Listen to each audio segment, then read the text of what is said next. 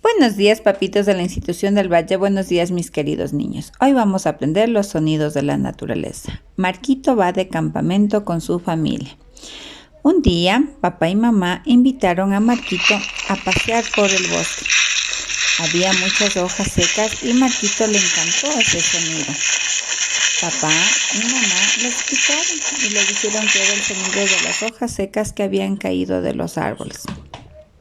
Después buscaron un lugar, bajaron las maletas y rápido armaron la carpa, porque la noche llegaba.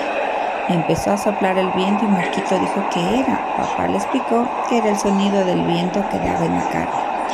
Se puso más tranquilo Marquito. Después empezaron unos sonidos más fuertes. Marquito le causó mucho asombro, pero papá dijo que estaban seguros que no había de qué preocuparse. Marquito se sintió más tranquilo y se puso junto a sus padres. Después de un momento los truenos empezaron a pasar, pero empezó a caer unas pequeñas gotas de lluvia sobre la carpa de Marquito. Marquito estaba asombrado de la maravilla que estaba pasando, de todos los sonidos que estaba escuchando. Al poco momento empezaron ya a pasar las gotas de lluvia. Papá y mamá se acostaron sobre el sleeping y se pusieron a dormir, cuando de repente apareció un lobo y empezó a hacer un sonido muy fuerte. Marquito se asustó, pero papá le explicó que eran los animalitos del bosque que estaban muy lejos.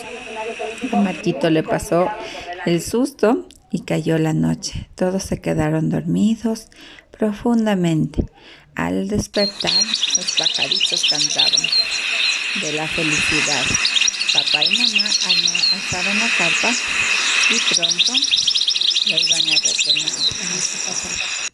Ahora, papitos y mamitas, con la cartulina vamos a hacer el sonido del trueno, con la botella, el sonido del viento, con la funda, el sonido de la hoja y el arroz, el sonido de las gotas de la lluvia.